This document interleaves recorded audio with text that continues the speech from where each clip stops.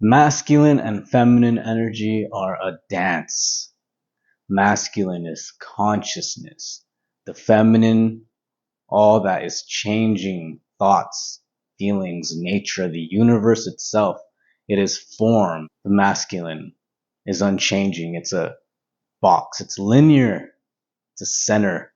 And this is shown across cultures. This is something that has been repeated in civilization after civilization. The same concept. Maybe the outfit changes, the clothes, the style, maybe small details. But the core of it, the center of this polarity stays the same. I remember early on in my journey of understanding masculinity and femininity, I saw this repeating pattern throughout different cultures, different, civilizations of the past, ancient ones even.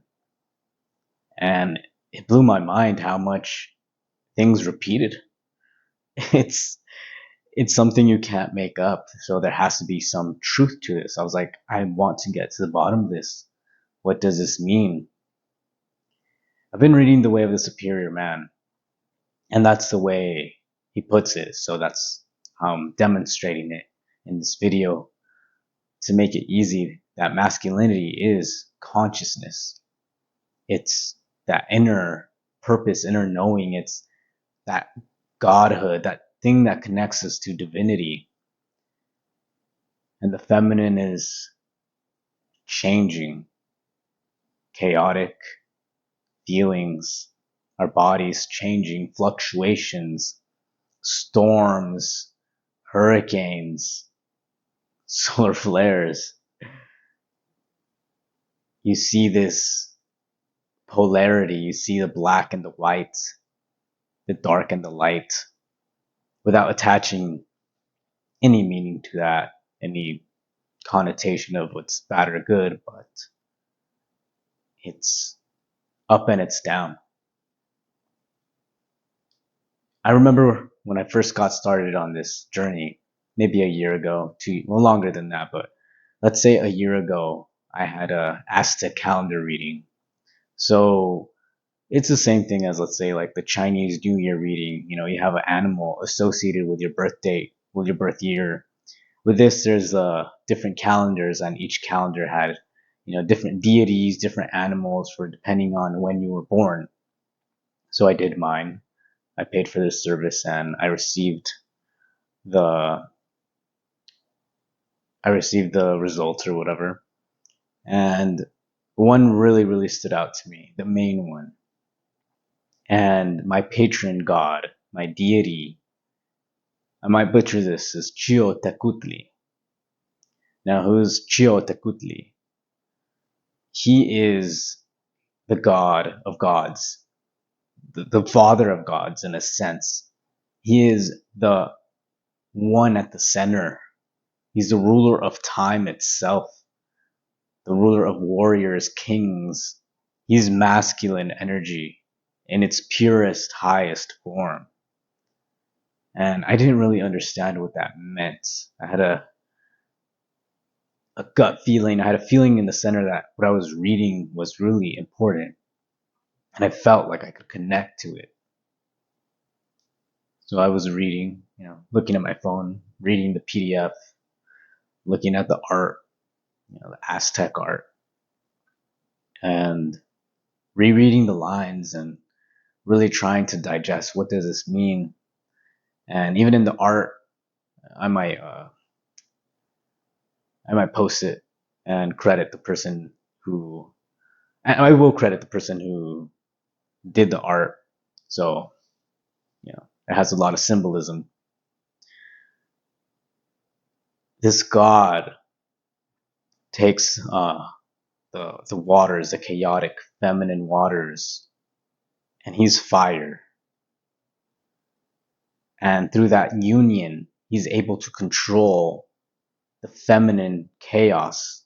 He's able to take the fire and the water, and it creates steam, right? And through that steam is change. It's something new. Something new comes from that union. something that transcends the masculine and the feminine by having both.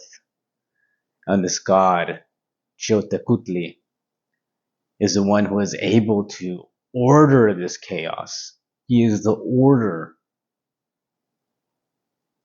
in order to create the generative principle of the universe, of this polarity coming together. And there was something so deep about that, something that called my heart out. And I didn't know much about masculinity at this time, about femininity. I was still undoing some things that I was told, especially in my college years, that, gender, or what is it? This all a social construct and all this other stuff that, while there is some, I wouldn't say truth there, but some valid points there, I I no longer believe or ascribe to, because these principles are principles of the universe. And maybe you can change the name of it, but it doesn't change that it exists. It doesn't, energy does not change. But enough about that. That'll be a story for another time, because I'm sure other people have had similar blocks that I have. So this blew my mind, right? I felt so familiar. And at that time, I still wasn't embracing my own masculinity. I was rejecting it. I was ashamed of it. I didn't know what a healthy form of the masculine looked like. I didn't know it could be. I thought it was toxic. I thought it meant being aggressive and toxic, because that's the only form that I had expressed before. I didn't understand the king energy. I didn't understand the divine masculine. So in The Way of the Superior Man, he talks about how the masculine can make his woman feel safe by really being in his masculine, being in the center. A woman cannot trust a man that is always going with his thoughts and his feelings, that he doesn't know his purpose or his center, that he can't rely on his own masculinity. The woman in her feminine energy already feels like that. She's already going with the flow of her thoughts and the flow of her feelings. To have that polarized relationship, the masculine, the man, must be at his center. Of course, we are allowed to have changing thoughts and feelings, but we are so aware and stoic about this, that we still remain in our center. We still remain identified with that connects us to divinity, to our purpose. And I'm starting to understand this. I'm starting to feel it firsthand in my own relationships, in my own masculine essence, that there's something deeper, that there's something at the center that does not change. Even when our thoughts change, even when our feelings change. And as long as your woman knows that there is something there at the center, that you are anchoring yourself at that center point, she will feel safe. She'll be able to tell. The feminine is extremely intuitive. She'll know if you're anchored to your center, or if you are like the wind, going with your thoughts and feelings, flip-flopping. And like I said, we flip-flop. We're human. That is the nature of our bodies, the nature of our mind, the nature of our physiology. But when you know you are more than your body, when you anchor yourself with something that is deeper than flesh, your woman can trust you. Your woman can feel safe with you. Your woman can be in her feminine, in that safe container, to be her chaotic self. It's something else when we start to understand these principles. It's something else when we begin to experience this depth within us. I'm still learning as I go. still acquiring more knowledge. And one thing that I will say that is essential, especially for the masculine looking to be at his center, is meditation. Meditation gives us that superpower, that awareness of separating ourselves from our mind, from our body, from our thoughts, from our feelings. We are simply observers, observing that which passes by. That is a superpower. That is a superpower when there is a man going ballistic on you. He's in your face. He's yelling at you. You can feel the hot breath is spit. He's losing it. He's not in control. He is a weak man. He's a weak man that is in his feelings. He cannot separate himself from his thoughts, from his impulses. He's in a lower level of consciousness. And what a superpower it is to have, to know, to be able to identify this man is in a lower level of consciousness. This man cannot control himself. He cannot separate himself. He's simply going with what he's feeling, what he's thinking. And this is not to say we respond weakly. If we must defend ourselves, we will. For ourselves, for our family, for the greater good. But we have that awareness, that superpower of being able to take a step back, analyze a situation, and then act accordingly. Whether that means taking that step back physically or taking action.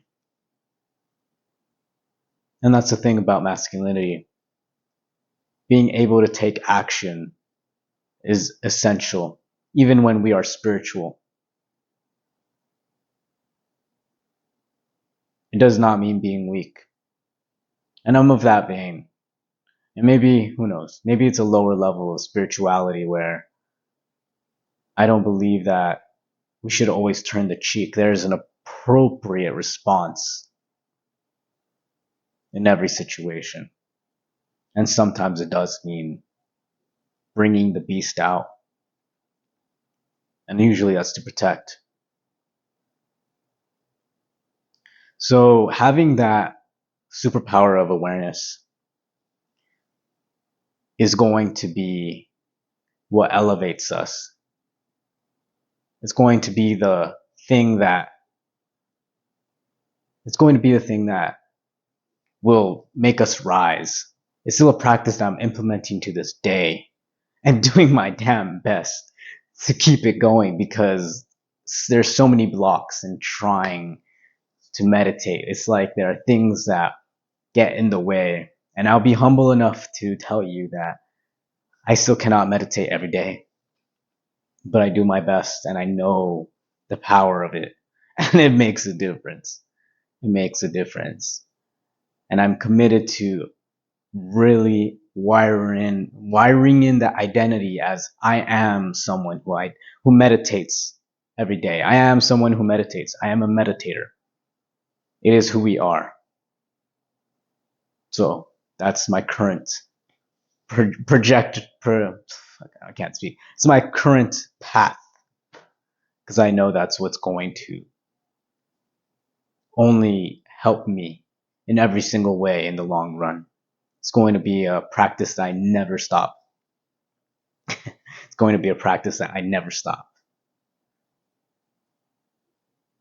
So I invite you to take that challenge with me, to identify as someone who is a meditator.